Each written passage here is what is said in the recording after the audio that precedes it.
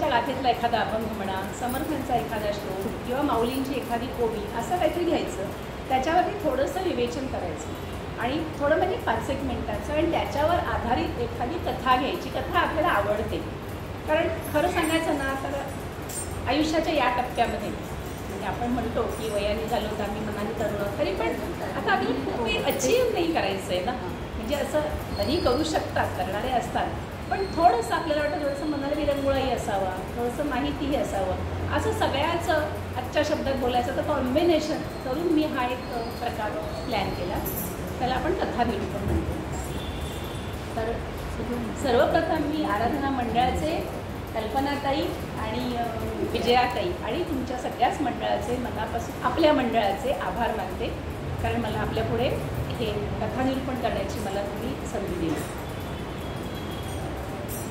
एक छोटं समर्थांचं मी श्लोक घेतला, तो पण 4 ओळींचा आहे, पण मी त्यातल्या 2च ओळी घेते, कारण आपल्याला खूप तपशिलात जायचं नाही. समर्थ असं म्हणतात, मन हे विवेके विशाल करावे, मन हे विवेके विशाल करावे, मग आठवावे परब्रह्म,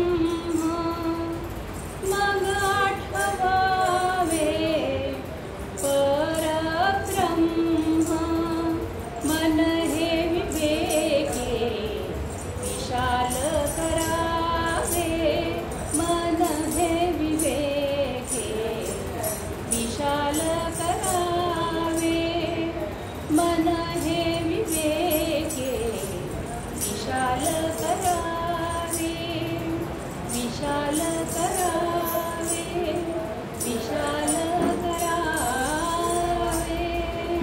जय जय रघुवीर समर्थ.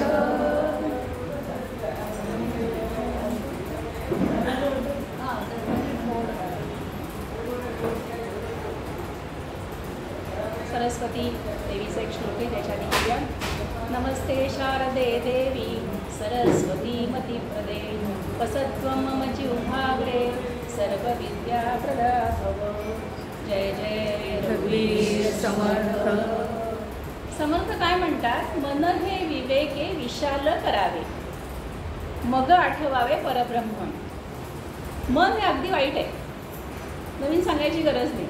पण आता तुमच्यातल्या सगळ्या जणी जरी माझ्याकडे बघत असल्या तरी कुणाच्या तरी मनात आहे की दुपारचा 4चा चहा राहिला, कुणाच्या मनात आहे की दुपारची आमटी आहे 4 वाजता उकळायला लागते तर रात्री चांगली राहते, ते राहिलं. क्षणात कुणाचं मन अमेरिकेत असलेल्या मुलीकडे जाईल, कुणाचा जावई कुठे शिपवर असेल त्याच्याकडे जाईल, कुठेही जातं मन. काहीही असेल, जे काय असेल ते मनाच्या वेगाला मारुती काय असे 100 मारुती आले. हनुमंतांनी स्वतः पण म्हटले की 100 मारुतींचा वेग असेल तोही त्या मनाला कमी पडेल. असं हे मन सारखं काही ना काही विचार करत असतं.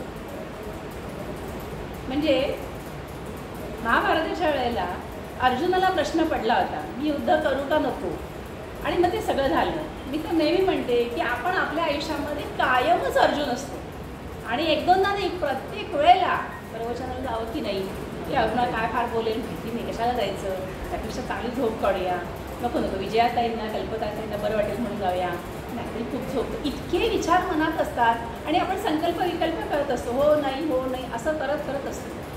हे झालं आपलं. समर्थ असं म्हणतात, मन हे विवेके विशाल करावे. विशाल म्हणजे मोठं का, नुसतं मोठं का, मोठं तर करावंच, पण चांगल्या प्रकारे त्याच्यात विचार करावे. लहान मुलं असेल तर त्यांनी काय करायला पाहिजे, लहानपणी चांगला व्यायाम केला पाहिजे. शाळेचे दिवस असतील तर त्यांनी छान व्यायाम केला पाहिजे, चांगला अभ्यास केला पाहिजे.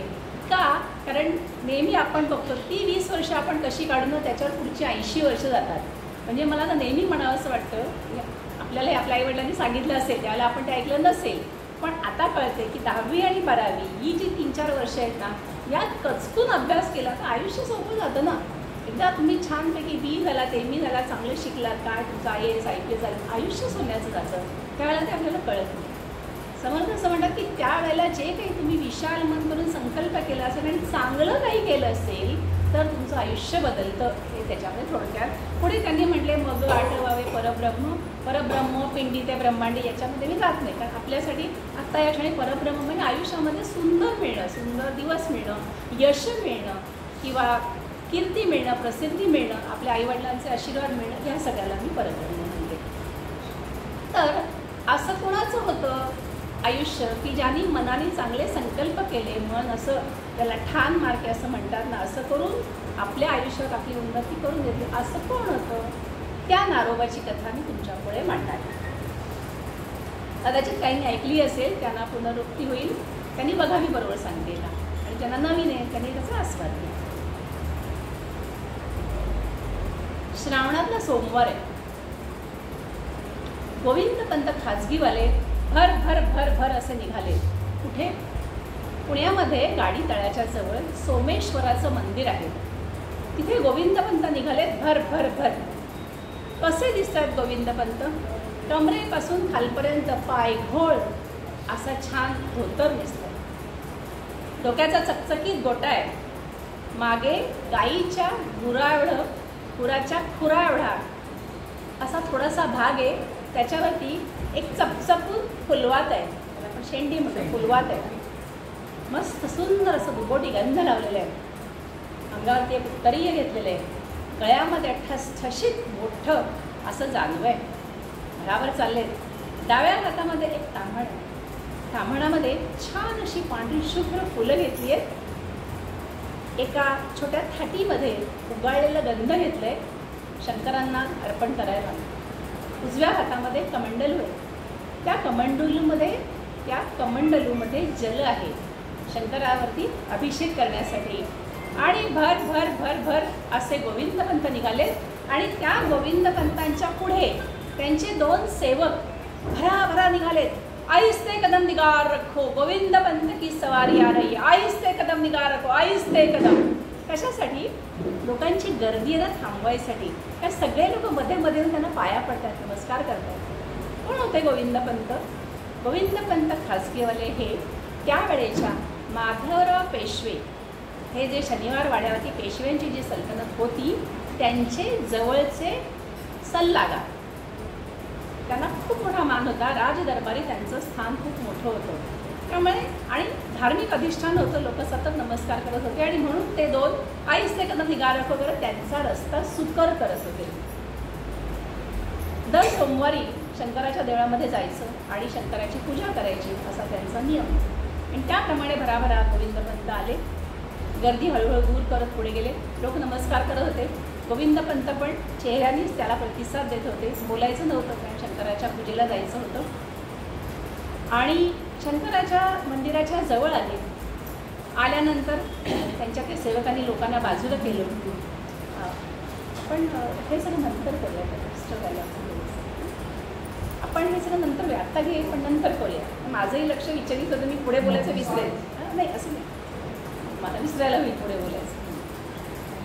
आणि त्या शंकराच्या इथे त्यांनी छान ते जल अर्पण केलं पिंडीवरती, आणि मग मऊ अशा वस्त्राने ती पिंडी छान पुसली. त्या पिंडीवरती पांढरी फुलं अर्पण केली, बेल अर्पण केले, छान नमस्कार केला. महिम्न म्हटलं, महिम्न पारंते परमविदुषो यज्ञ सदृशी, असं म्हणत म्हणत म्हणत त्यांनी नमस्कार केला. हे भगवंता, आमचे जे राज्यकर्ते आहेत त्यांनाही सद्बुद्धी दे, आमच्या समाजालाही सद्बुद्धी दे, आणि सगळ्यांचं कल्याण कर. हीच एक प्रार्थना आपण भगवंतापुढे करतो. तीच प्रार्थना गोविंदपंतांनी केली. पण हे मागे आले, आणि काही माझ्या हातनं चुकलं असेल त्याची क्षमा मागायची पद्धत आहे आपल्याला माहिती आहे.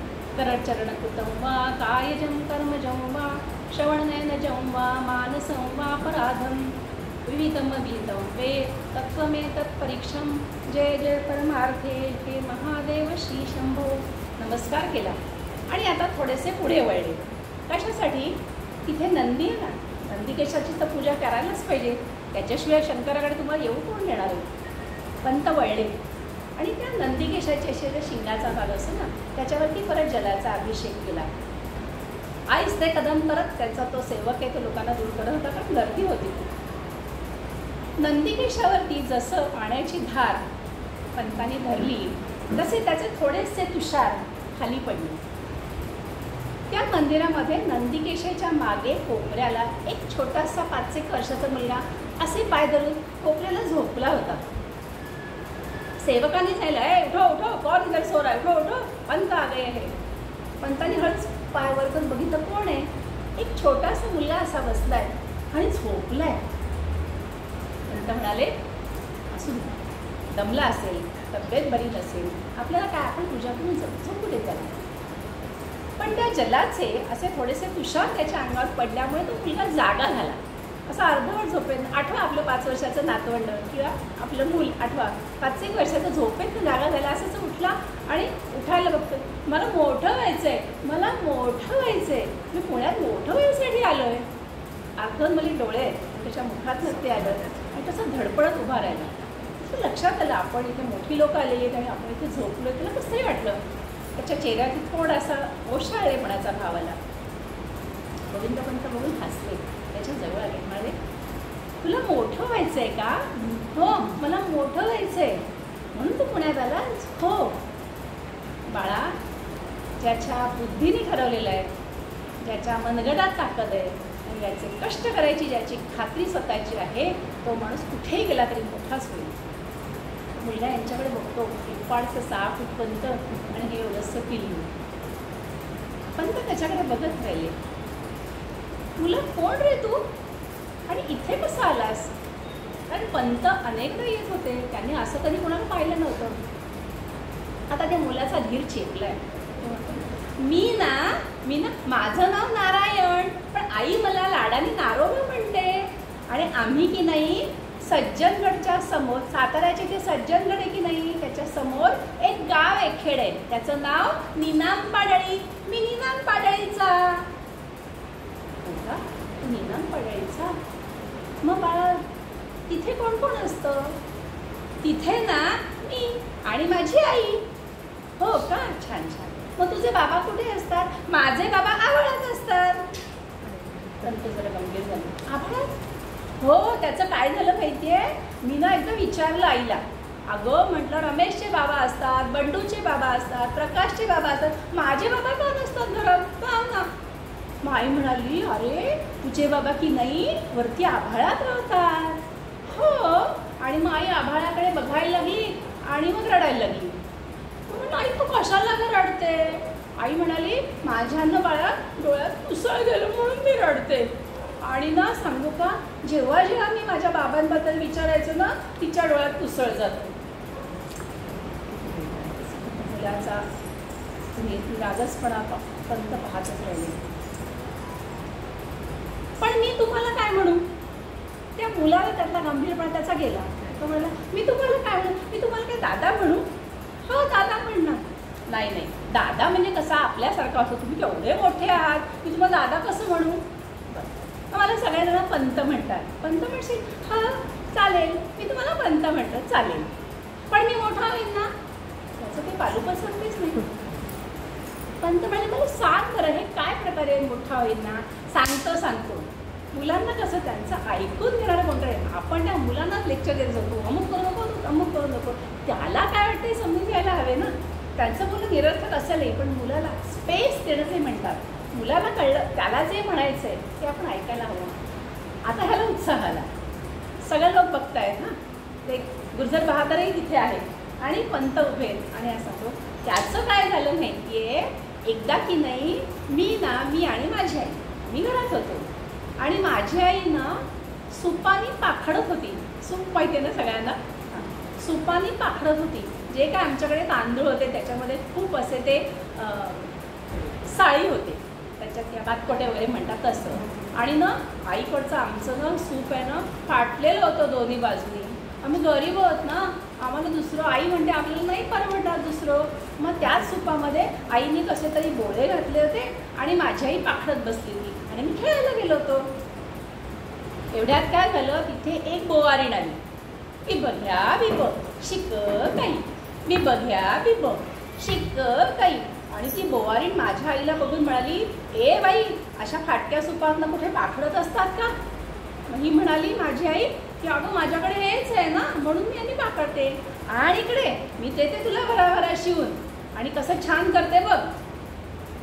माझी माझी आई म्हणाली तू देशील ग, पण तुला त्याच्यामध्ये जरा माझ्याकडे पैसे नाही आहे.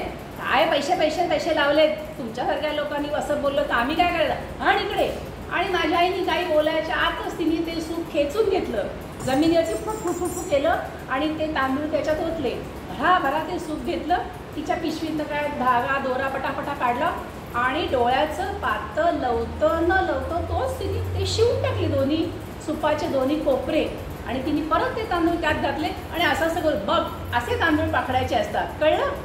माझी आई ते बघतच बसली आणि अपेक्षित ती म्हणाली द्या याचं मला 2 पैसे.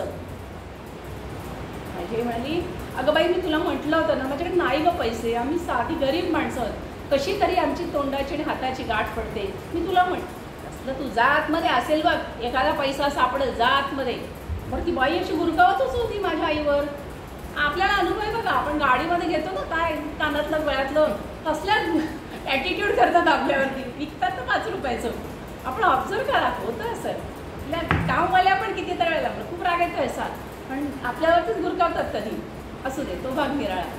तर ती तिच्यावरती गुरकावली जा जा आतमध्ये. आणि मग माझी आई गेली आतमध्ये.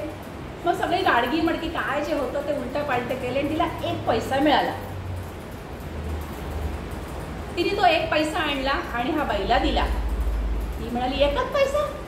हो हो माझ्याकडे 1च पैसा आहे, तू आता काम केलेस ना, पण पुन्हा कधी या भागात आलीस ना तर माझा एखादा पैसा मी ठेवून दिले तुला मी देईन, तुझी मी उधारी नाही ठेवणार. आली मोठी शाणी मला शिकवणारी असं म्हणत ती बाई फणकरतच गेली. आणि फाटकातनं ती बाहेर पडायला आणि मी खेळायला गेलो होतो तर मी आत यायला 1च गाठ पडली. नेमकं त्यावेळेला मी माझ्या आईने नवीन शिवलेली बाराबंदी घातली होती. आईने ती 5-6 महिन्यापूर्वी शिवली होती, पण मी ती 1च बाराबंदी घालायचो, पण 1च होती ना तीच घालायची. 2-3 दिवस रात्री धुवायची, त्या दिवशी काहीच नाही अंगात, मग दुसऱ्या दिवशी वाळली की तेच. माझ्याकडे त्या बाईने पाहिलं आणि माझ्या आईला म्हणाली लोक वाटतं तुमचा. हो माझा मुलगा आहे, एकुलता 1 आहे. बरी तुम्हाला तुमच्या लोकाला बाराबंदी घ्यायला पैसे आहेत आणि मला त्याला पैसे नाही. अशी ती बोलली. तिने माझ्या आईचा अपमान केला, माझा अपमान केला. मी म्हटलं ए बाई तुला पाहिजे तर बाराबंदी घे, पण माझ्या आईला बोलायचं नाही, माझ्या आईचा अपमान करायचा नाही. तर एवढ्याशा जीवाला ते कळलं होतं की ती बाई आपल्या आईशी चांगलं नाही बघत. लहान मुलांना कळतं बघा, त्यांना बोलता येत नाही पण त्यांना नक्की कळतं आपल्या आईला कुठे सन्मान मिळतो, आपली आजी आईशी कशी वागते, सगळं मुलांना बरोबर कळतं. आला मोठा बाराबंदी देणार असं म्हणून ती तोऱ्यात निघून गेली. मला ना पंत खूप वाईट वाटलं. तिने माझा अपमान केला ते जाऊ दे, पण तिने माझ्या आईचा अपमान केला. माझी आई कसं तरी आमचं घर चालवत होती. धावत धावत आलं आणि मी आईच्या पायाला मिठी मारली. आई अशी कशी का बोलली ती आपल्याला आणि असं कसं तुझा अपमान केला तिने. खूप वाईट वाटतंय. मी खूप रडलो आईच्या पायाला मिठी घालून. माझी आई पण रडली. आईने मला जवळ घेतलं, म्हणाली मला खूप गरीब होत ना, आपल्याकडे पैसे नाहीत ना, हे जग ना पैशाची पूजा करणार आहे बाळा, आपले सगळे अपमान करतात. आई हे कधी संपणार नाही का गं. आईने तिच्या अश्रूंचा अभिषेक केला माझ्या मस्तकावर आणि आई म्हणाली बाळा हे दिवस जातील, पण कसे तू मोठा हो, तू छान शिक, तू पराक्रम कर आणि चांगल्या मार्गाने संपत्ती घरात आण. हे आज नावं ठेवणारी माणसं आहेत ना, ही उद्या आपली पूजा करतील. पण आई मोठं कसं व्हायचं असतं ग. सांगू तुला, विद्येचं माहेरघर असलेली पुण्यनगरी म्हणजे पुणे आहे. या पुण्यामध्ये श्रीवर्धनहून आलेले भट पेशवे झाले, कोकणातून आलेले भानू फडणवीस झाले. या पुण्यामध्ये नराचा नरोत्तम करायची ताकद आहे. बाळा तुला खरंच वाटत असेल ना तर या पुण्यनगरीत जा, तू नक्की मोठा होशील. त्या रात्री आम्ही दोघंही रडत रडत आईने मला कुशीत घेतलं आणि आम्ही झोपलो. दुसऱ्या दिवशी सकाळी मी उठल्याबरोबर गाडी तळावर गेलो. गाडी तळ म्हणजे तिथून बसेस, बैलगाड्या, मोठ्या मोठ्या गाड्या, धान्य, माणसं घेऊन वगैरे असे जाणाऱ्या. आणि मग थोड्या वेळाने तो मुलगा घरी आला आणि तो म्हणाला आई आई आई आमचं ठरलंय, आमचं ठरलंय. काय ठरलंय बाळा तुमचं. आमचं पुण्याला जायचं ठरलंय. आईच्या चेहऱ्यावरचे हावभाव बदलले. पैसे कुठून द्यायचे याला पुण्याला जायचं तर. आणि पुणं लांब, साताऱ्यापासूनचं निदान पाठवाय तिथून पुणं लांब. मला कसं काय ठरलंय तुझं? आई आई मी ना गाडी तळावर गेलो होतो आणि मी तिथल्या तिथे जे बस वगैरे बैलगाड्यावाले वगैरे आहेत ना त्या दादांना विचारलं की मला पुण्याला जायचं आहे, मला कसं जाता येईल? ते म्हणाले बैलगाडीतून आम्ही खूप सामान नेतो, धान्य नेतो, तांदूळ गहू डाळी नेतो, तर बैलगाडीतून आम्ही तुला घेऊन जाऊ, काही प्रॉब्लेम नाही. मग किती पैसे लागतील? 1 रुपया लागेल बघा, बघ त्याचा. मग मी त्यांना म्हटलं की तुमची जी बैलगाडी आहे ना त्या बैलगाडीच्या मागे मी चालत चालत चालत आलो तर किती पैसे लागतील? अरे बाळा तू चालणार ना, मग त्याचे कशाला पैसे घेणार आम्ही? त्याचे काय नाही पैसे. तर आई मी काय ठरवलं, त्यांच्या गाडीच्या मागे चालत चालत जायचं. आईच्या मनामध्ये आत्ता तुमच्या मनात जे आले ते सगळे विचार आले. बाळा तू फक्त 5 वर्षाचा आहेस, तुला पाऊस पाणी वारा थंडी काही माहीत नाही, ह्या जगाचा तुला अनुभव नाही, तू कसा जाशील, कुठे राहशील? आई तू मला म्हटली होतीस ना मोठं व्हायचं तर लहानपणीच बाहेर पडायला लागतं.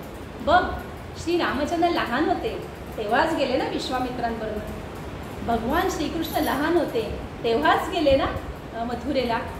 अशा प्रकारे जर ते लहान असताना जर गेलं तरच माझं काहीतरी भविष्य होईल ना. तू मला जायला नको म्हणू नको, मी जाणार मला जाऊ दे. मुलाचा हट्ट बघून आणि काय तिला भगवंतांनी प्रेरणा दिली, ती म्हणाली ठीक आहे. मग त्या रात्री तिने घरात जी काही पिठं शिल्लक होती ती सगळी पिठं एकत्र केली आणि त्याचा जाड असा चांदवा बनवला, जाडशी भाकरी असा चांदका बनवला. त्याच्यावर थोडंसं गूळ एका पानात घातलं आणि आई म्हणाली बाळा जिथे जिथे बैलगाड्या थांबतील बैलांना पाणी द्यायला किंवा त्यांचा तो बैलगाडी हाकणारा न्याहारिकाला असेल तेव्हा तू पण उतर, या भाकरीतला एक चतकोर तुकडा खा, गूळ खा आणि भरपूर पाणी पी, म्हणजे तुला पुण्याला जाईपर्यंत ही भाकरी पुरेल. बरं आईने त्याला ती एका कापडामध्ये बांधून दिली. दुसऱ्या दिवशी निघायचे आता आणि एका माणसाने भराभरा वडाच्या झाडाची पानं आणि काही चिंध्या आणून दिल्या. आई याचं काय करायचं ग? अरे बाळा तू चालत जाणार की नाही, मग दुपारची वेळ होईल तेव्हा जमीन तापलेली असेल, मग ही पानं आहेत ना ती पानं पायाला बांधायची आणि त्याच्यावरती चिंध्या बांधायच्या, मग तुझ्या पायाला फोड नाही येणार की नाही, मी तुला व्यवस्थित जाता येईल. हो का? बरं. आणि बाळाने परत आईला एकदा मिठी मारली. आई रडते. आई तू रडतेस का गं? मी तर मोठा होणार ना. हो रे बाळा ती रडते पण तू मला तर दिसणार नाहीस ना म्हणून रडते. आई तूच सांगायचीस की नाही देव सगळ्यांची काळजी घेतो, तो देव माझी पण काळजी घेईल, साधी गोष्ट आहे. त्या बाळाच्या चेहऱ्यावरचा निरागस भाव बघून त्या माऊलीच्या जीवामध्ये कालवा झाली. पण त्या बाळाने त्या नारोबानी निरोप घेतला आणि तो त्या बैलगाडीच्या मागे चालत आला. तो हे सगळं पंतांनाच सांगतोय आणि पंत 3 दिवस 3 रात्री मी चालत आलो आणि आज सकाळी इतका दमलो की या मंदिरात आल्यानंतर मला झोप लागली. पंत त्याच्या चेहऱ्याकडे बघताय, हा मुलगा आहे हा, क्या लहान होत असा आलाय. पंत त्याला म्हणाले नारोबा माझ्या घरी येतोस? नारोबाने विचार केला पण मी मोठा होईन का तुमच्या घरी येऊन? तू मोठा होणार, मी काय सांगितलं? तू माणसाने जर ठरवलं ना तर ब्रह्मदेव सुद्धा त्याचं प्रारब्ध बदलतो आणि त्याला मोठं करतो. चल. गोविंदपंत भराभरा निघाले आणि हे पिल्लू त्यांच्या मागे धावत निघाले. वाटेमध्ये लोक बघतायत आणि म्हणतायत गोविंदपंतांना स्वतःचं मूलबाळ नाही, पण अशी ओली माती पाहिली ना की त्यांनी ती आणलीच घरी, त्याच्यावर केलेच संस्कार आणि त्याचा घडा बनवलाच. गोविंदपंतांच्या हे जवळजवळ 40 ते 45 अशी मुलं आहेत जी त्यांनी अशी आणलेली आहेत, त्याच्यावरती सगळे संस्कार करतायत, शिकवतायत आणि ती मुलं घडवतायत, त्यांचा एक शिकलेला घडा बनवतायत. भरा चालत गोविंदपंत घरी येत आहेत आणि सुंदर चौसोपी वाडा आहे पंतांचा, पेशव्यांच्या जवळचे आहेत त्यामुळे मोठा वाडा आहे आणि अशी छान ओसरी आहे. पुढे ओसरी असायची पहा घरांना, आपल्या आई माहेरी किंवा आजीच्या घरी पण असं त्याला आपल्या वरांड्याची तुलना नाही करता, मोठी ओसरी असायची. मग रात्री 1-5-25 जण बसून गप्पा मारायचे, चांदण्यात आपण बसायचो. हे माझ्या आजीकडे ते आहे अजूनही, तुमच्याकडे असेल तुम्हाला आठवत असेल. त्या ओसरीवरती माई एरझारा घालत गोविंदपंतांची वाट बघत होत्या. माई म्हणजे गोविंदपंतांची पत्नी, छान अशी 50-55च्या वयाची गृहिणी, 9 वारी पातळ नेसली आहे, ब्राह्मणी पद्धतीचं चाकून पदर घेतला आहे हातामध्ये छान बिलवर पाटल्या आहेत. त्यावेळेला सोनं अंगावर घालायची सोयही होती आणि बायका घालत होत्या. आज आपल्याला दुर्दैवाने ते घरात ठेवायला लागतं आणि आता तर भाव एवढे वाढले आहेत की शेवटी ते बेंटेक्स आणि वंद्र्यांवर येतो आपण. दुर्दैव आपलं. त्या बायका नशीबवान होत्या. बघा आपल्या पण सासूच्या किंवा आईच्या अंगावर पाटल्या मागण्या असायच्या कायम, 24 तास असायच्या. सोन्यावरनं गेलेलं पाणी अंगावरनं जावं असं म्हणतात. आता दिवस बदलले, भाग निराळा. तशी छान बिलवर पाटल्या, मस्त ठसठशीत मंगळसूत्र आहे, मोठं थोरलं कुंकू आहे, छान दाट केसांचा आंबाडा आहे, त्याच्यावर छान फूल लावलं आहे आणि चेहऱ्यावरती एक तृप्त गृहिणीचं तेज आहे आणि ती येरझारा करते आहे, वाट पाहते. गोविंद पंत भरा भरा भरा आले आणि त्यांच्या मागे पिल्लं बघून मिळाली. अगं बाई, हा श्रीकृष्ण कुठे मिळाला तुम्हाला? पंत भराभरा पुढे आले आणि म्हणाले, 3 दिवसाचं पोरगं उपाशी, त्याला आधी आंघोळ घाला आणि माझ्या पंक्तीला जेवायला घेऊन या. आई पटकन आत गेल्या. चांगुणा, अगं आहे चांगुणा, त्यांच्या घरातली सेविका, ह्याला घेऊन जा न्हाणीघरामध्ये आणि ह्याला छान आंघोळ घाल. आली पटकन बाहेर चांगुणा आणि याला घेऊन गेली आत. थोडं मोठं न्हाणीघर, बापरे, याच्या घराच्या दुप्पट. त्याचं घर म्हणजे काय, जेमते हातपाय दोन्ही बाजूला हात केले तर हात लागतील असं घर होतं याचं. आणि ते केवढं मोठं न्हाणीघर, तिथे छान पाणी, गरम पाणी, काय तिथे सगळं सुवासिक. आज आपण साबण वापरतो, त्याला काही उठणे असतील, ते बघूनच हे बाळ खुश झालं. वा वा वा वा. आणि तिने सांगितलं, तुझी बाराबंदी काढून ठेव बरं, मी तुला छान आंघोळ घालते. आणि तिने त्याला गरम पाण्याने आंघोळ घालली. अहो किती वर्षांनी कोणाला गरम पाणी मिळाले. कधीतरी दिवाळीच्या सुमारला कुठेतरी थोडंसं एखाद अर्धी बादली मिळायचं, बाकी थंडच पाणी कुठलं मिळालं गरम पाणी. तिने छान त्याला आंघोळ घातली आणि त्याला एक छान पंचा नेसायला दिला.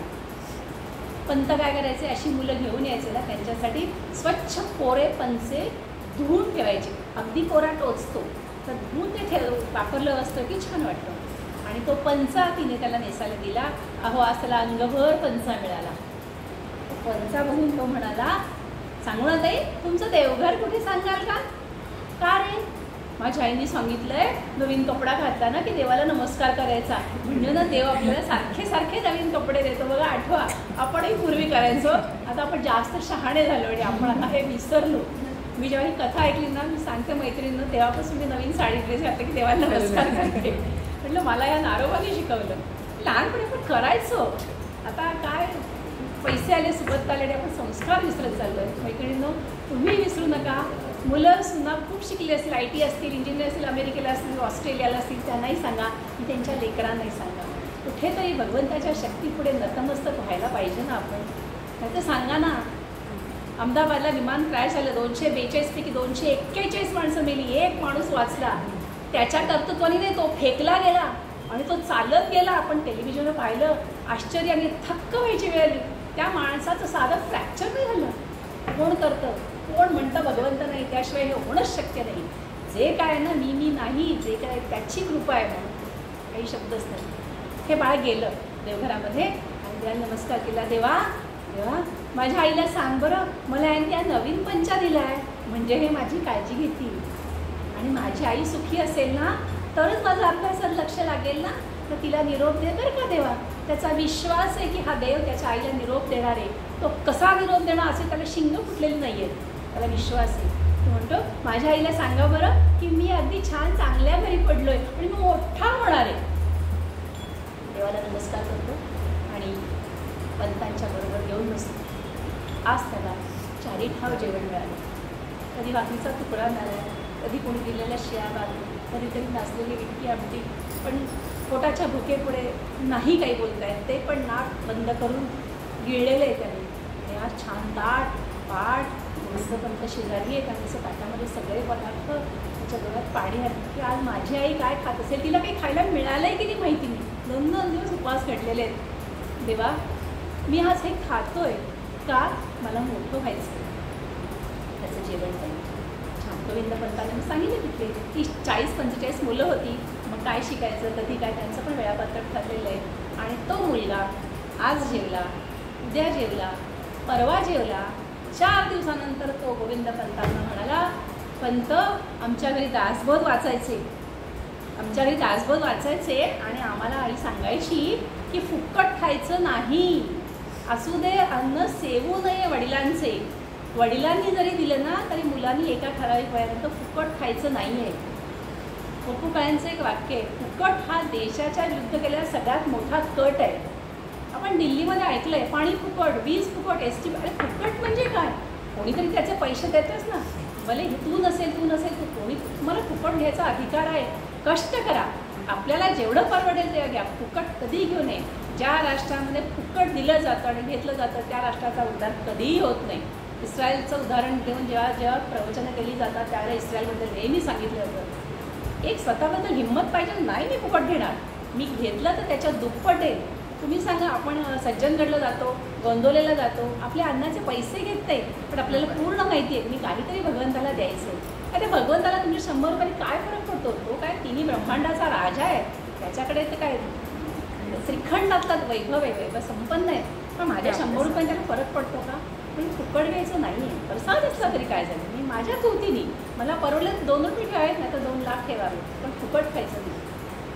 पण का मला आईने शिकवले फुकट नाही खायचं. अरे फुकट काय, एवढे सगळेजण आहेत ना. नाही, मग काय पाहिजे तुला? पंत काही मिळवी मग जेवी, शरीर हे अवघे कारणी लावी. मला काहीतरी काम द्या, मी काहीतरी काम करू. अरे बाळा तू एवढासा लहान, तू काय कामं करणार? मी असं करतो, मी अंगण झाडतो सकाळी, एवढं मोठं अंगण आहे ना पुढे मागे, मी सगळं छान मस्त अंगण झाडून देतो. अरे त्याच्यासाठी मोलकरणी आहे. मग मी खाली नदीवरनं पाणी भरू का? अरे त्याच्यासाठी पाणकी आहे. मग मी काय करू? मग तुम्हाला सगळी या घरामध्ये काय फर्निचर आहे, या काय वस्तू आहेत त्या पुसून देऊ का? अरे त्याच्यासाठी दासदासी आहे. असं नाही बाबा, मला तुम्ही काहीतरी काम सांगा, मी फुकट नाही खाणार. गोविंद पंतांना कौतुक वाटलं. 45 मुलं आहेत त्यांच्या घरात, पण एकानेही हा शब्द कधी उच्चारला नव्हता. आणि हा मुलगा 4 दिवस जेवला तर 5व्या दिवशी म्हणतो. पंतांना कळलंच पाणी वेगळं आहे. पंत म्हणाले मी तुला उद्या काहीतरी सांगतो. हा मुलगा दुसऱ्या दिवशी धावत गेला. पंत मला काय देणार काम? हे बघ बाळा, मला ना रोज सकाळी विष्णूसाठी 1000 तुळशी लागतात आणि शंकरासाठी 1008 तुळशी आणि 1008 बेल लागतात. तर आपल्या इथे जवळ तुळशी बाग पण आहे आणि बेल बाग पण आहे. तर ते तू खुडून आणशील का? आणि छान मोजून ठेवायचे. आणि बेल जो आणाल ना ते त्या बेलाच्या मागे एक गाठ असते बघा, ती गाठ काढायची. त्या गाठी सकट जर बेल अर्पण केला ना तर शिवपिंडीवरती आघात केल्यासारखं आहे. त्यामुळे ती गाठ काढून ठेवायचं. जमेल त्याला? हो, पण बघ सूर्योदयापूर्वी, कारण मी सूर्योदयाला पूजेला बसतो. पंत उद्यापासून मी तुळस आणि बेल आणली नाही तर सूर्योदय होणार नाही. 5 वर्षाची मुलगा बोलत आहे. 6 वर्षाचं झालं असेल आतापर्यंत, नाही 6 नाही 5च वर्ष झाले. आणि दुसऱ्या दिवशीपासून सुरू झालं. हे पिल्लू सकाळी सगळ्यांच्या आधी उठायचं, काय अन्निक उरकायचं आणि सूर्योदयाच्या आधी पूजेला ज्या वेळेला पंत बसले असायचे, दोन्हीकडे 2 टोपल्या भरलेल्या असायच्या, इकडे बेल आणि इकडे तुळस. हा हा हा हा. आणि पंत असे छान सजवायचे ते मूर्ती. असं म्हटलेलं आहे की लोक यायची आणि तेव्हा म्हणायची की किती हे सुंदर मूर्ती आहेत की याच्यावरती आमची नजर ठरत नाही. मूर्ती दिसती छान, असं ते सगळे येणारे म्हणायचे. आणि असं सुरू झालं. मग ते थोडे दिवस गेले आणि तो म्हणाला की मला आणखीन पण काही काम सांगा ना. ते म्हणाले की काही बघितला मुलगा तेज आहे. ते म्हणाले तू एक काम करशील का? आपला जो फड आहे ना म्हणजे ऑफिस त्यांचं, तिथे काय त्यांचे खतावण्या होत्या, वया होत्या, काय व्यवहार असेल देण्या आणण्याचे वगैरे, ते पेशव्यांचे सल्लागारच होते. त्यामुळे बरंचसं पेशव्यांचं काम त्यांच्याकडे असायचं. तर तिकडे तू जरा जा, काय सतरंजा नीट कर, लोड बीट लावून ठेव, लोक येतात, स्वच्छता कर, वरच्या वया खाली, खालच्या वया कर, असं कर. तो म्हणाला हो आनंदाने. आणि तुला शिकवलं का आईने? हो माझं अक्षर छान आहे. आणि म्हणलं वा वा वा, म्हणजे बघ तुला काय करता येईल. आणि हा मुलगा ऑफिसमध्ये म्हणजे फडावर जायला लागला. आणि बघा एखादा काम करणारा माणूस असेल, आपण ऑफिसमध्ये बघितलं तर आपण त्याला थोडं जास्त काम आपोआप देतो. आणि अर्थात ज्याला ते काम करण्यामध्ये रस आहे ना तोच काम हे जास्त करतो. म्हणजे जास्त काम आई पण 2 मुलांमध्ये जे वाह्यात आणि वात्रट पोर आहे ना त्याला काम कमी सांगते बघा. आणि जे पिल्लू गोड असतं ना त्याला जास्त काम सांगते. भगवत नियम आहे सृष्टीचा. आणि त्याला जास्त काम लागलं. पण काय व्हायचं, यांनी सगळ्यांची मनं जिंकून घेतली होती. आणि कोणी म्हणायचं अरे याच्यामध्ये काही समास कर, याच्यामध्ये काही अनुक्रमणिका, मी आता केले ना त्या पुस्तकामध्ये रेघा वगैरे मारल्या, सगळ्यांनी नाव लिहायचं, अशी छोटी छोटी कामं त्याला द्यायला लागले. बघता बघता हा मुलगा त्या सगळ्या कामामध्ये एक्सपर्ट झाला. म्हणजे कोणी नाही आलं तर नारोबा, कोणी नाही आलं तर नारोबा, कोणी नाही आलं तर नारोबा असं व्हायचं. आणि हळूहळू नारोबा त्याच्यामध्ये एक्सपर्ट व्हायला लागला. मध्ये त्याची 18 वर्षी मुंजी वगैरे झालेली आहे आणि आता नारोबा 15 वर्षाचा झाला. छान उंच झाला आहे, 5.5 फूट उंच, असे खांदे भरलेले, खाणंपिणं व्यवस्थित आहे, व्यायाम सुंदर, उपासना आहे, भगवंताची कृपा आहेच, पंतांच्या हरी आहे आणि मुलगा अगदी देखणा दिसायला लागला. आणि अशामध्ये काय झालं, एक दिवस कुठला आला, एक दिवस आला दसऱ्याचा. पुण्यातल्या दसऱ्याचं खूप कौतुक असायचं. कथाकारांनी कसं छान वर्णन केलं आहे पहा. दसरा आला हसरा मोठा, माझा आवाज येतो ना, याचा जास्त नाही येते ना. दसरा आला हसरा मोठा, दसरा आला हसरा मोठा, दारावरती फुले फुले, दारावरती हलू लागले नाच नाचणी हार पुरे, दारावरती हलू लागले नाच नाचणी हार पुरे, ज्याला त्याला घ्यावी वाटे समशेरीची मोठ बरी, ज्याला त्याला घ्यावी वाटे समशेरीची मोठ बरी, भाले बरचे घासणी पुसणी पूज्यले हो घरोघरी, भाले बरचे घासणी पुसणी पूज्यले हो घरोघरी, जे दिल्लीवरती अटके वरती, दिल्लीवरती अटके वरती, घोड्यांचा नेऊ कापा, निजाम अथवा हैदरावरी झेप, निजाम अथवा हैदरावरी पेशाने घेऊ झेपा, निजाम अथवा हैदरावरी पेशाने घेऊ झेपा, लाडे लाडे घोडे धुतले केला होता थाट नवा, लाडे लाडे धुतले घोडे केला होता थाट नवा, आनंदाचा उत्साहाचा आज आला हा दसरा, आनंदाचा उत्साहाचा आज आला हा दसरा. हो, असं दसऱ्याचं वर्णन कीर्तनकार करतात. आणि दसऱ्याचा दिवस म्हणजे स्पेशलच ना, त्यामुळे आज पंतांच्या घरी जेवायला 50 चांदीची ताटं काढली, छान चांदीची ताटं मांडलेली आहेत. आणि मग पुढची पत्रावळी आहे. 12 वाजायचे सुमार, त्याला नाश्ता न्यारी करायची पद्धत नव्हती. 12 वाजता सगळ्यांनी जेवायचं. तसं कडकडून पोट तापलं ना की काय वाटेल ते चांगलं लागतं. आपला अनुभवच आहे, आपण कोणाला शेपू आवडत नाही, कोणाला कारला आवडत नाही, पण नाश्ता बिष्टा नाही केला ना तर 12 वाजता शेपू पण आपण हाणतो. काय असेल सुचत नाही, यात गुळ आहे, यातली चिंच नाही, काही सुचत नाही. आता आपण नाश्ता करतो, मला काही त्याच्या विरुद्ध जायचं नाही, कारण सायन्सप्रमाणे आपण करतो, मी करते, पण खरी भुकेची चव त्यात राहते. आपण ऑफिसमध्ये बघा, बँकेमध्ये आम्हाला 8:45 वाजता लंच टाईम असायचा, 1:30 वाजल्यापासून तो डबा दिसायचा. काय असायचं, पडवळाची भाजी नाही तर दोडक्याची भाजी, पण अशी भूक लागलेली असायची ना की तो हात धुवून त्या टेबलवर येऊन नोकरीकरणांचा अनुभव आहे ते उघडायचं. आणि कोणीतरी ती एवढीशी रात्रीची चटणी आणलेली असते, कुठेतरी तिळाची चटणी किंवा आदल्या रात्री काही केलेलं असेल ना, ढोकळा बिकळा थोडासा आणला, तो काय गोड लागायचा. आम्ही नेहमी म्हणायचो घरी काय आपण मस्ती करतो, ताजं पाहिजे, आणि इथे इतकं गोड लागतं ना, कारण 1:45 कस्टमरला हँडल करून करून तोंड आणि डोकं कामात गेलेलं असतं. आणि अर्ध्या तासात पुढचं आहे ना, पुढे जेवढं तुम्ही उशीर इथे जेवायला कराल तेवढं उशीर. त्यामुळे मला नेहमी त्या जेवणाची अगदी आठवण येते. म्हणजे रिटायर झाल्यानंतर गरम गरम आमटी भात खाऊ शकते, पण त्यात थंड फळ्यांची चव काही येत नाही त्यांना. असं थोडं विषयांतर केलं तर ही मुलं 12 वाजता जेवायची. 12 वाजता घंटा घणघणली आणि सेवकांनी आरोळी ठोकली, चला जेवायला, चला जेवायला. 6 अक्षर व्हायच्या आधी भरकन सगळी मुलं यायची, भरा धावती, पटापट पटापट ताटं घ्यायची. तरुण वय असायचं, मुलांचं सणसणीत भूक लागते. आणि नारोबा ह्याच्यावरती ना ऑफिसमध्ये त्यांनी ती बेल ऐकली, पण भराभराने त्या अंगातलं बदललं, ती काय वाटलं वगैरे ती नेसली, संध्या केली, हातपाय धुतले आणि तो गेला. आता तो जाईपर्यंत बरीच पानं ताटं भरली होती आणि त्यांनी बघितलं चांदीची ताटं भरली. आता बाकीच्यांनी याच्यावरती बसायचं, पत्रावेळीचं, कारण म्हटलं तर तुम्ही इथे आले, तुम्ही स्वतः काय हुशारी करणार ना. आणि नारोबा बसेच नाही जेवायला, सगळी मुलं पुढे बसली. भराभरा पहिलं वाढून झालं आणि भातावरती साजूक तूप हे यजमानीने वाढायचं असतं.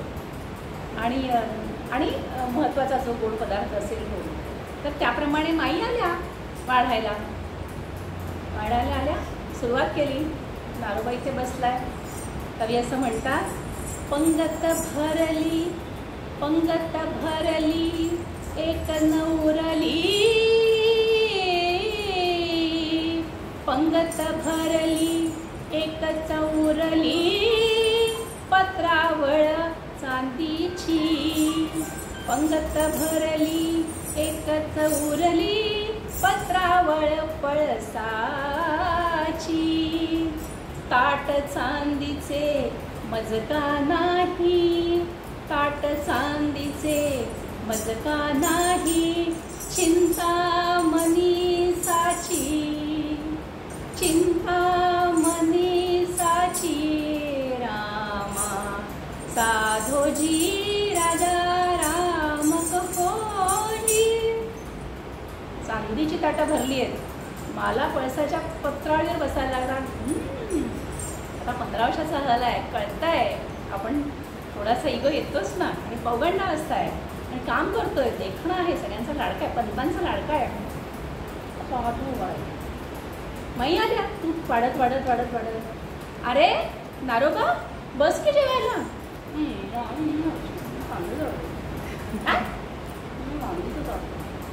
अरे बस की, काय म्हणतोस तोंडातल्या तोंडात, मला काय कळत. पत्र चांदीचं ताट पाहिजे. काय चांदीचं ताट कशाला पाहिजे? जो इथे स्वयंपाक केला तेच वाढणार आहे ना त्याच्यामध्ये. चांदीच्या ताटात काय वेगळं वाढलं असं नाही, हेच वाढणार आहे. बस बस बस भूक लागली. चांदीचं ताट पाहिजे. काय चांदीचं ताट पाहिजे? पत्रावे बसणाने गरिबाच्या घरी जन्माला यायचं आणि चांदीची ताट मागायची, अन्नछत्रामध्ये जेवायचं आणि मिरपूड मागायची, खायला घरी अन्न नाही आणि शिवछत्रपतींची ऐट. बस गपचूप, सगळे बसले, बाकीच्या बस. चांदीचं ताट पाहिजे, चांदीचं ताट पाहिजे, चांदीचं ताट पाहिजे. इतकी मस्ती असेल तर चालायला घरातनं चालायला, आणि अक्कल आली जरा तर मग घरी ये, काही गरज नाही, चालता हो. अवगंडावस्थेतला हा मुलगा आहे, अतिशय हुशार आहे, तीक्ष्ण बुद्धीचा आहे, अपमान पण झालेला आहे, आणि तो माई त्याला देत नाही आहे चांदीचं ताट. म्हणजे त्याला पत्रावळ मिळाली तरी माईला फरक पडत नाही आहे, हे मनाला चुकतंय काळजाला. माई तुम्ही मला आईच्या जागी आहात, मी आज जे उभा आहे हा तुमच्यामुळे, पण तुम्ही मला म्हणाला चालायला येतो मी. माईंना नमस्कार केला, मुलगा आत गेला. पंतांकडचं आणलेलं काय होतं ते त्यांनी दिलेलं वस्त्र काढून ठेवलं, त्याचे काय जुने कपडे बाराबंदी ती घेतली आणि मुलगा निघून गेला. 10-15 मिनिटामध्ये पंत आले. तर पहिले बसलेली ही मंडळी यांची जेवणं झाली होती. पंत आले, पालखीतनं आले, माई बाहेर वाट बघतायत. आता पंत त्या पालखीतनं उतरता उतरता म्हणाले, काय जेवली का सगळी मंडळी? माई म्हणतात हो. हो म्हणजे कोण नाही जेवलंय? कोणतरी जेवलं नाही आहे ना.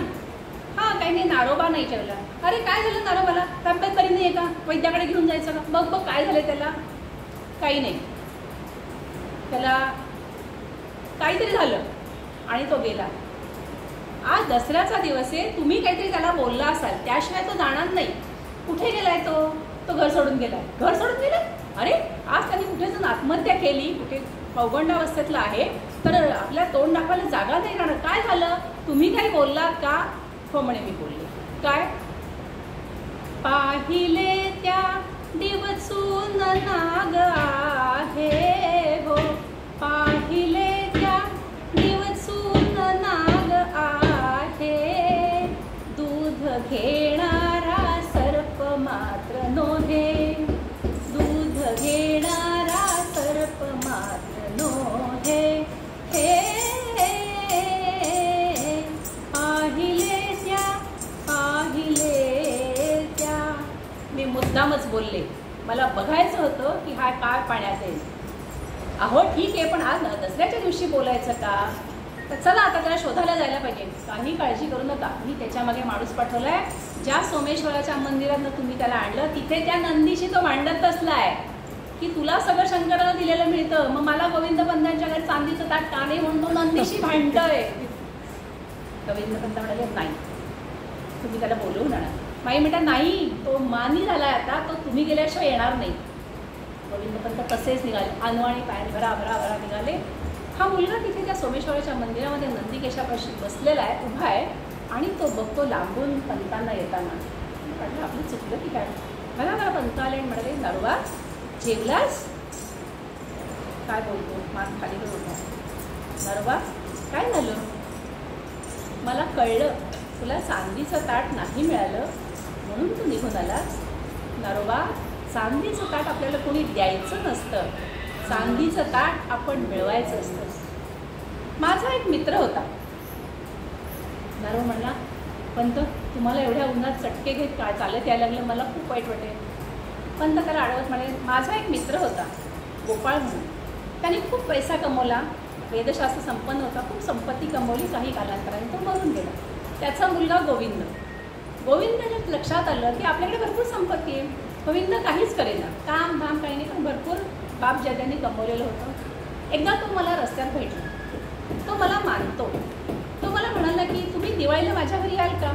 हो म्हणे येईन, काय करू तुमच्यासाठी? मी त्याला सांगितलं की मला ओल्या नारळाच्या गरम गरम करंज्या आवडतात. ठीक आहे, माझी बायको खूप छान करते, तुम्ही या. त्याप्रमाणे मी दिवाळीला त्याच्या घरी गेलो.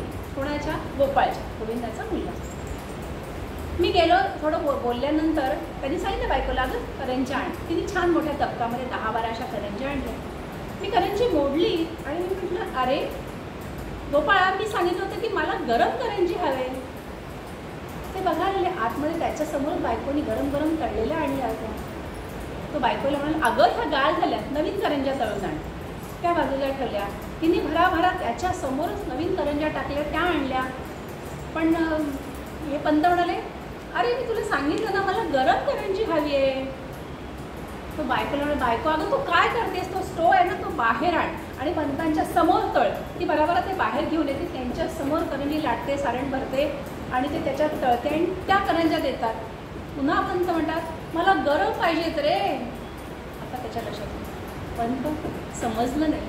तो म्हणाला, त्या करंज्या आहेत ना, याला तुझ्या वडिलांच्या संपत्तीची उब आहे, मला तुझ्या संपत्तीची उब असलेली करंजी हवी आहे. तो म्हणाला, पंत पुढल्या वर्षी या.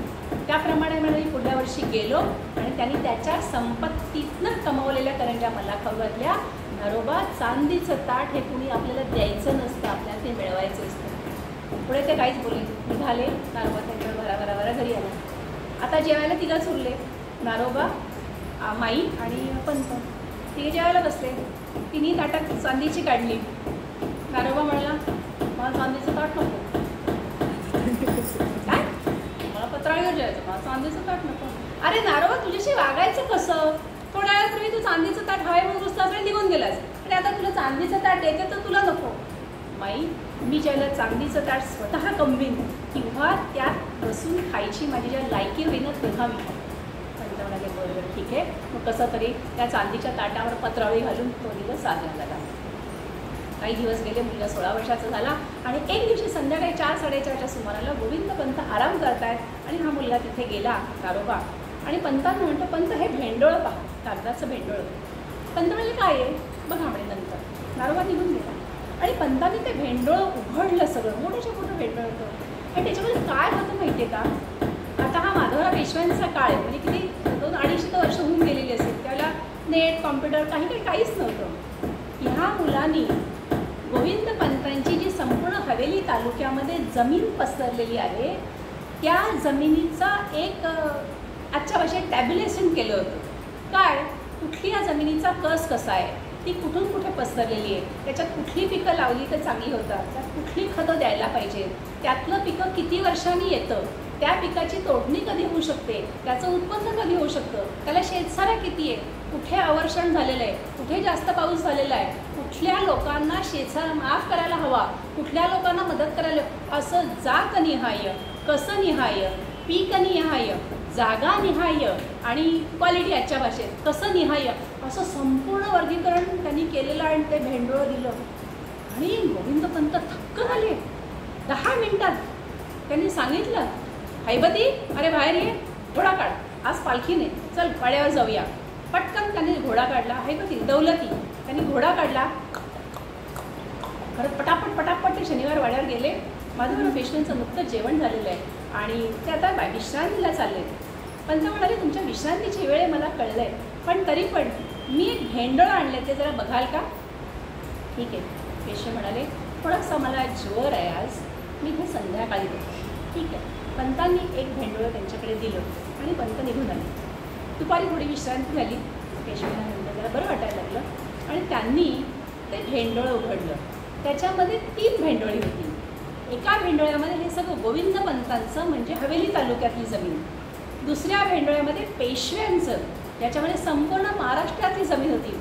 आणि तिसरं भेंडळ होतं खुद्द शाहू महाराजांचं, ज्यांची त्रिखंडात म्हणजे संपूर्ण भारतामध्ये सगळंच असं अप्रतिम सुंदर असं वर्गीकरण आणि अत्यंत सुवाच्य अक्षरात सगळीकडे रिमार्क लिहिलेले आहेत आणि अत्यंत सुंदर गोविंद पंतांनी दिलेलं ती भेंडोळी पाहून पेशव्याला विश्वासच बसेना.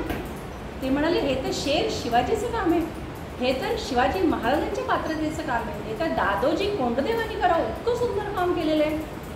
त्यांनी त्यांच्या हैबतीला बोलवलं. हैबती, ताबडतोब जा आणि पंतांना घेऊन ये. मला हैबती पटकन वाड्यावरती, संध्याकाळ झालेली आता, त्यांनी 6-6:30ला पाहिलं असेल. 8 वाजता वगैरे हैबती आला आणि म्हणाला, पंत ताबडतोब तुम्हाला बोलवले वाड्यावर. पंत म्हणाले, मला वाटलंच होतं. पटकन ते घोड्यावर बसून वाड्यावर गेले.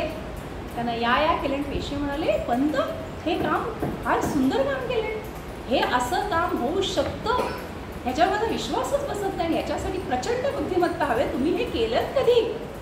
पंत म्हणाले, हे मी नाही केलं, माझ्याकडे 16 वर्षाचा एक मुलगा आहे, त्याचं नाव आहे नारोबा, त्या नारोबाने केले. शक्यच नाही म्हणे 16 वर्षाच्या मुलाला हे हा विचार यायला पाहिजे ना, एखादं काम करताना तो विचार आला पाहिजे, मग त्याच्यावर आपण विचार करू, मग ती माहिती गोळा करू, हे अशक्य आहे.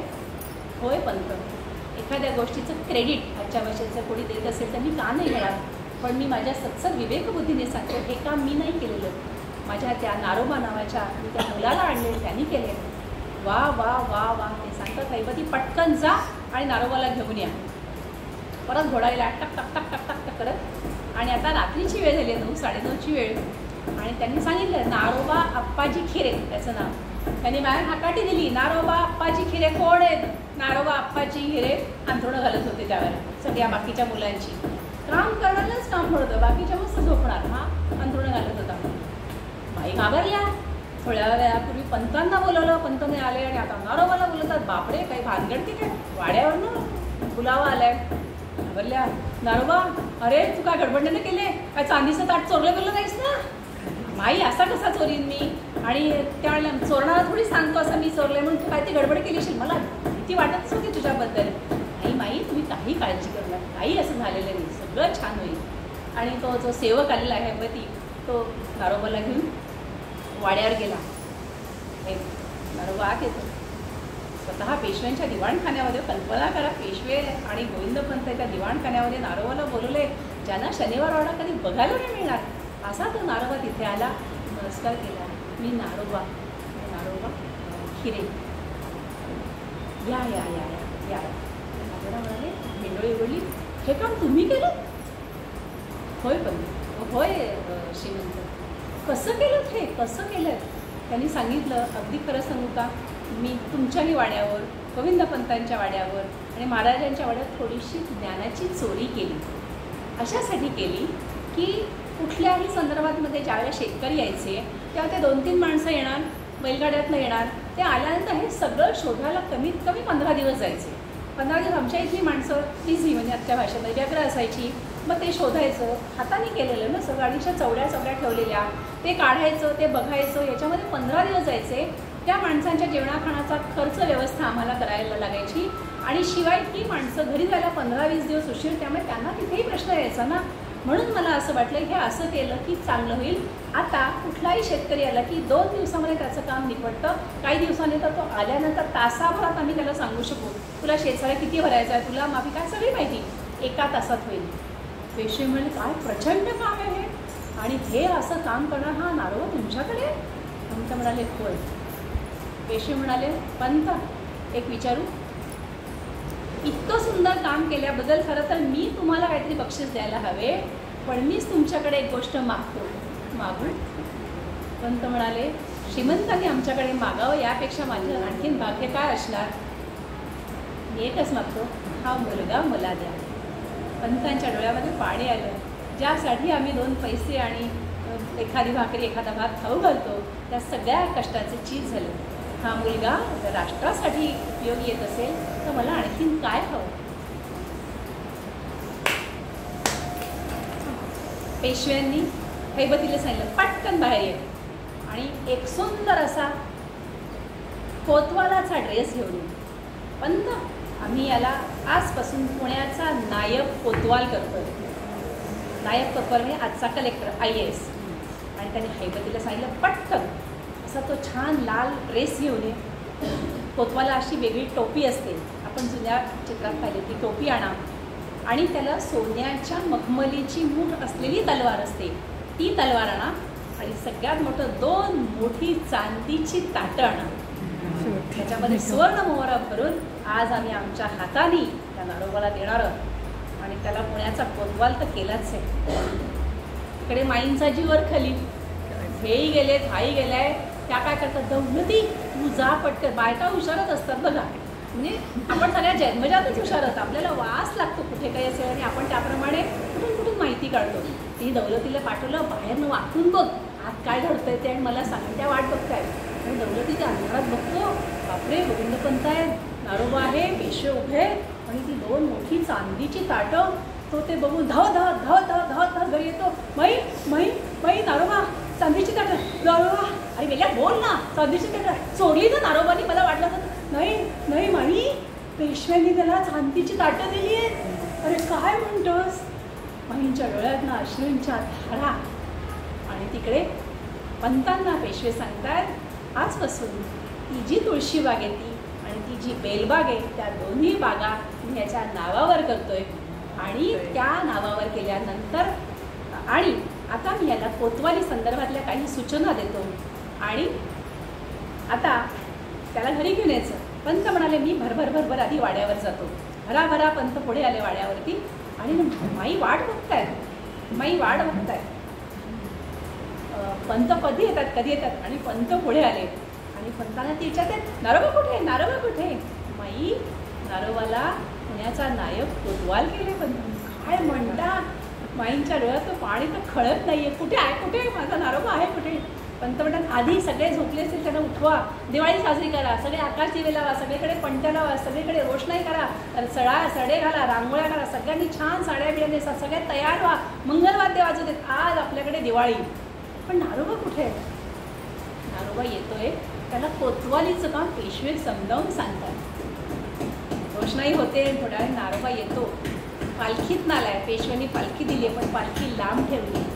ज्या घरांनी मला आश्रय दिला त्या आईवडिलांपुढे मी पालखीचं कौतुक काय सांगणार.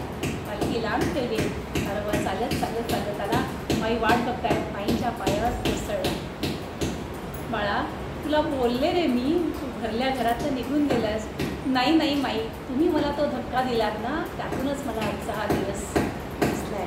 म्हणजे लोक करतात असाच्या असा जा गावाकडे आणि आईला घेऊन ये आणि तुमच्या घरामध्ये जी रामचंद्रांच्या मूर्ती आहेत ना त्या घेऊन ये.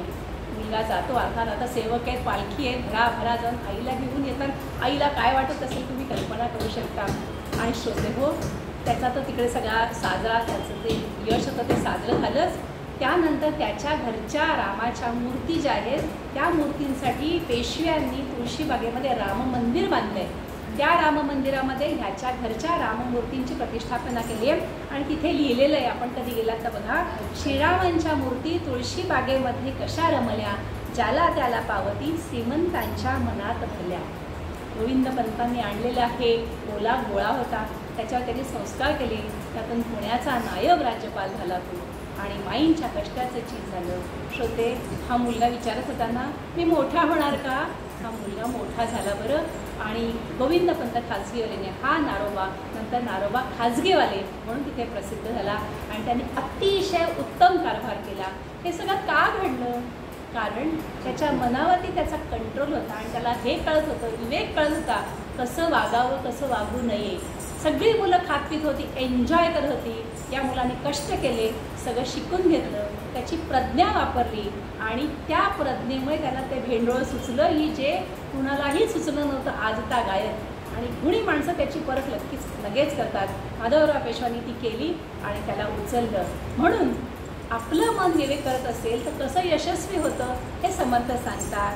मन हे विवेकी विशाल करावे, मन हे विवेके विशाल करावे, मग आठवावे परब्रह्म, मग आठवावे परब्रह्म. मन हे विवेके विशाल करावे,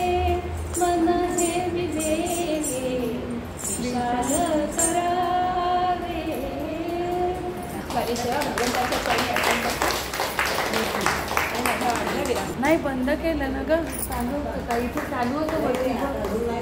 आता चालू बंद करायचं तुम्ही करते ते. हां अगं त्यांचं टायमिंग चालू होतं इथे वरती, त्याने टायमिंगचं सांगितलं होतं मला.